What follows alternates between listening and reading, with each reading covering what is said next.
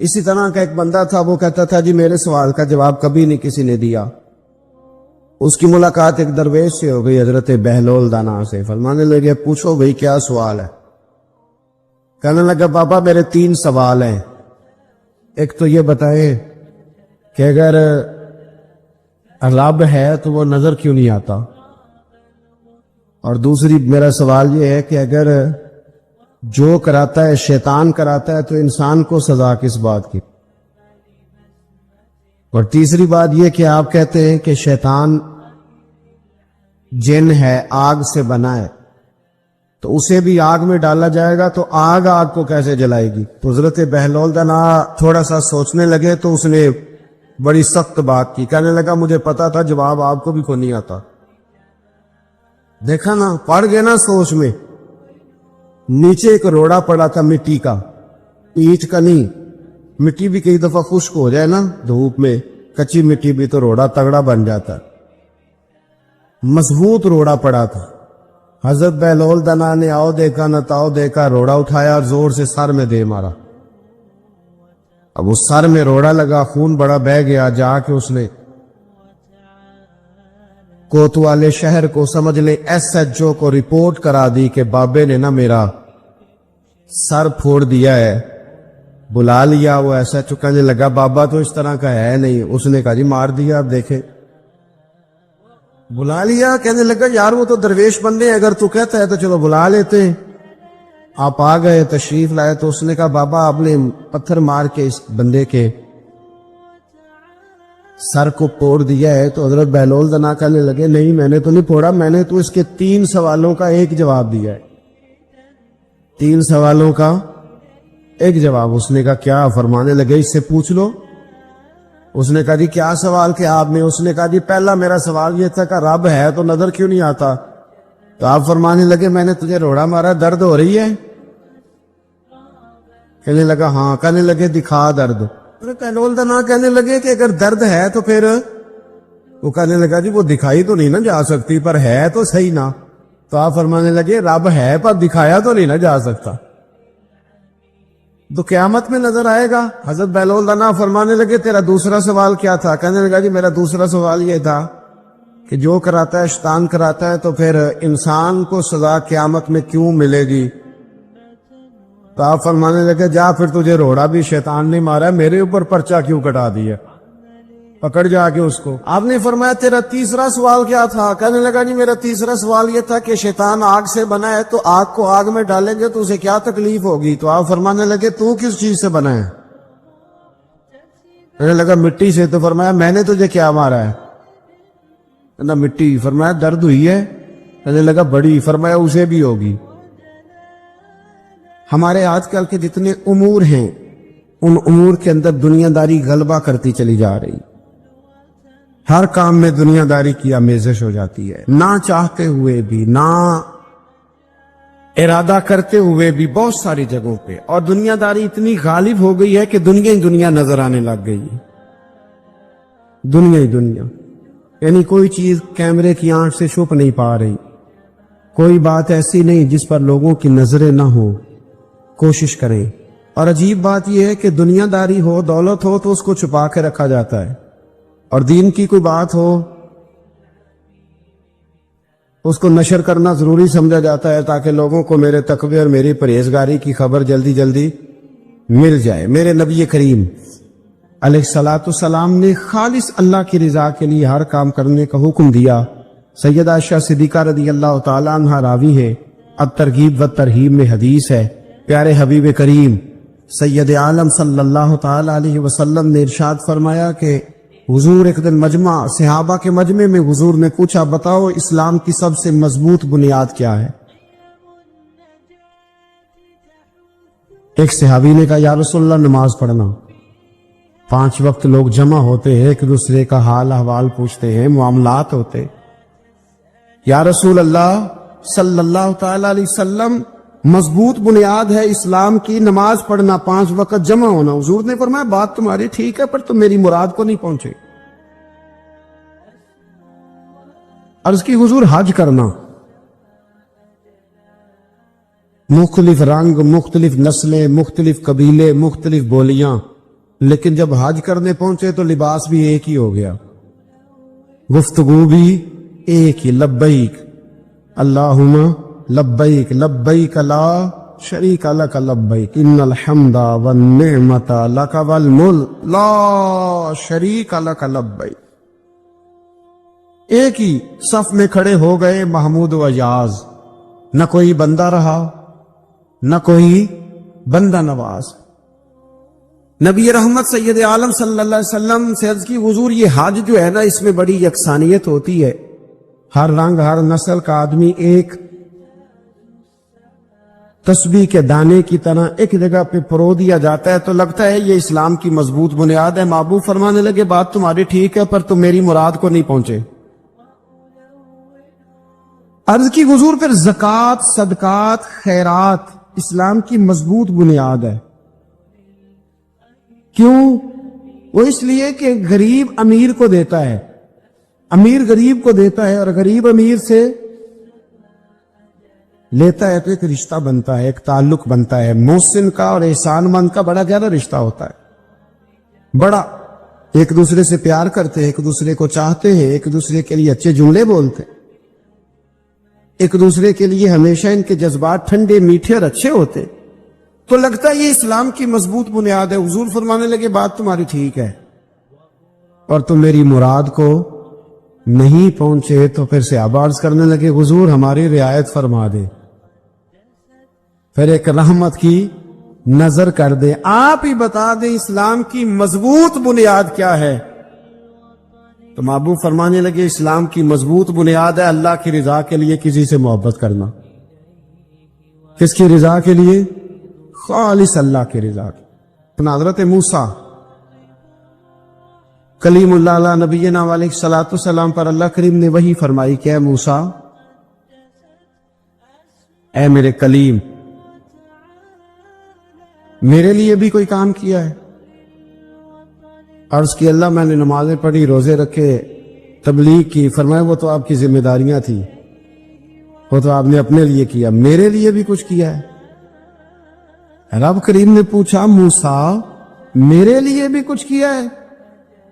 عرض کی اللہ یہ سارا کچھ، فرمایا مالک تیرے لیے کیا۔ کہا یہ تو آپ نے اپنے لیے کیا، آپ کی ذمہ داریوں میں شامل تھا، مالک تیرے لیے کیا ہے؟ فرمایا کسی بندے سے محبت کی ہے کہ یہ اللہ کا بندہ ہے؟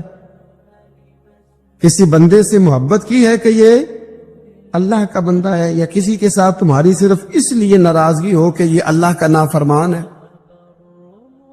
اللہ رسول کا دشمن ہے، معاذ اللہ بے ادب ہے؟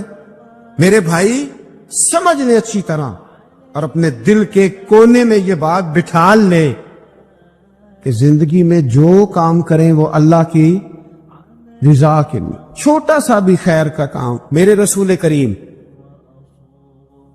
علیہ السلام کا جو سب سے پہلا فرمان ہے نا بخاری میں، وہ یہ ہے کہ انما الاعمال بالنیات، تیرے عمل کا دار و مدار تیری نیت پر ہے، تیرے ارادے پر ہے۔ بنیاد تمہاری نیت ہے، بنیاد یہ ہے کہ تمہارا اندر سے اس کام کے لیے ذوق کیا ہے، شوق کیا ہے۔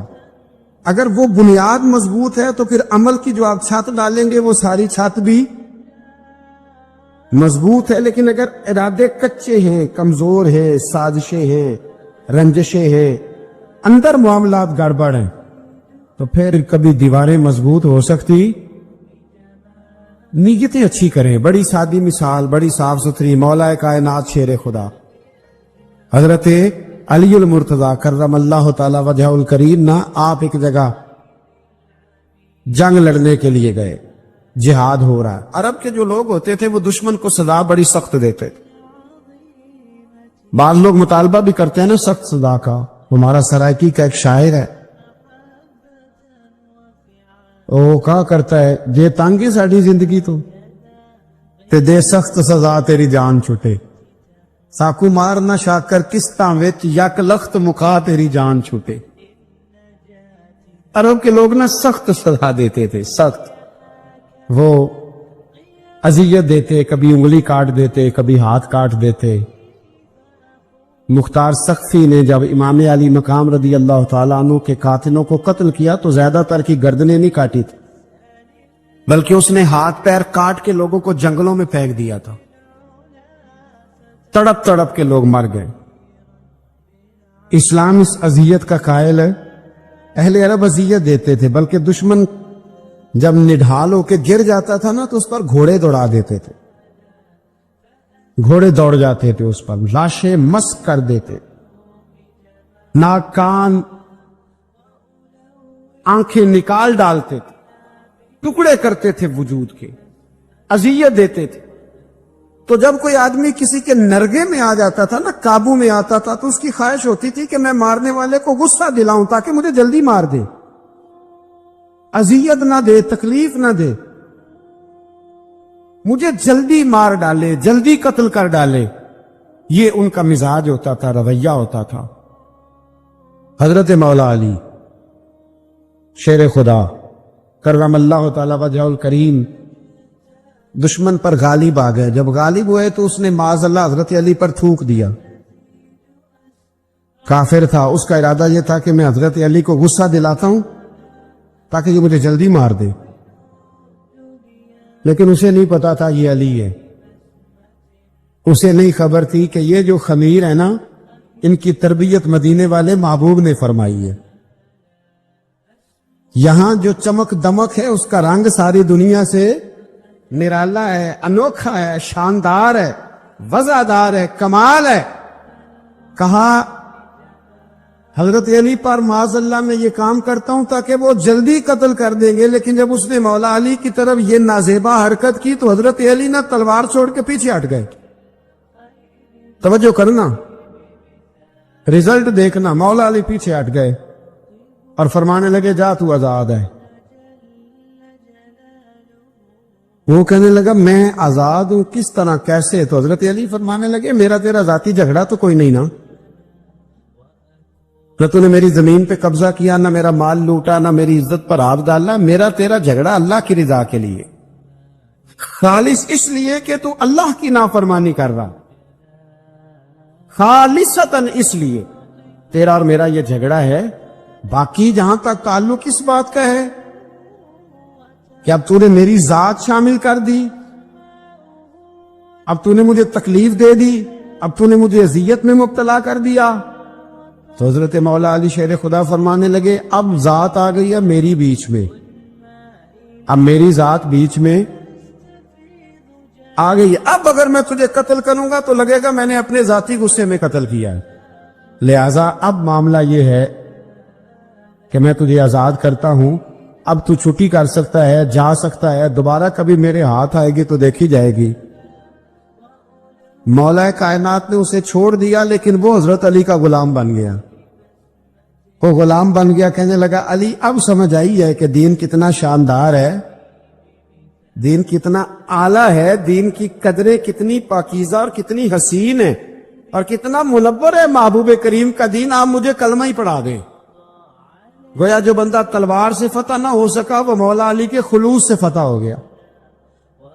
حضرت علی کے خلوص سے، للہیت سے، اللہ کے ساتھ جو ان کا رشتہ تھا، اس رشتے کی برکت سے وہ آدمی فتح ہو گیا۔ میرے بھائی، ہمارے معاملات کے اندر للہیت ختم ہوتی جا رہی ہے، خلوص نہیں رہا، کرامتیں ہیں، کہانیاں ہیں، داستانیں ہیں، الزامات ہیں، جھوٹ ہے، فریب ہے، فراڈ ہے، بڑا کچھ ہے۔ اگر نہیں ہے تو خلوص نہیں ہے، اگر نہیں ہے تو ہمارا اللہ اور اس کے رسول کے ساتھ رضا والا معاملہ نہیں ہے۔ کسی چیز کو اس کی حقیقت کی بجائے ہم تصورات کی دنیا میں جا کے، خیالات، توہمات اور افواہوں کی دنیا میں جا کے اس کو قبول کرتے ہیں۔ یاد رکھو، جن لوگوں کی زندگیاں اللہ کی رضا کے لیے تھی وہ لوگ بڑے اچھے تھے، بڑے خوش بخت تھے، بڑے خوش نصیب تھے۔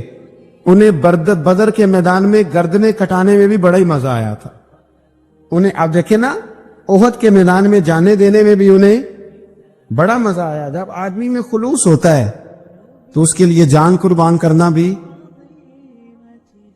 آسان ہو جاتا ہے، لیکن جب خلوص نہیں ہوتا پھر گفتگو ہوتی ہے، پھر باتیں ہوتی ہیں، پھر داستانیں ہوتی ہیں، پھر کہانیاں ہوتی ہیں، پھر لب و لہجہ ہوتا ہے، پھر منصوبہ سازی ہوتی ہے، پھر ہیلے بہانے، پھر سورے کبرے جوڑ کے لوگ کہانیاں اور داستانیں بناتے، خلوص اور للہیت کے ساتھ اللہ کی بارگاہ میں جھکے، عبادتوں کا، ریاضتوں کا، تلاوتوں کا جتنا اللہ ہمیں موقع دیتا ہے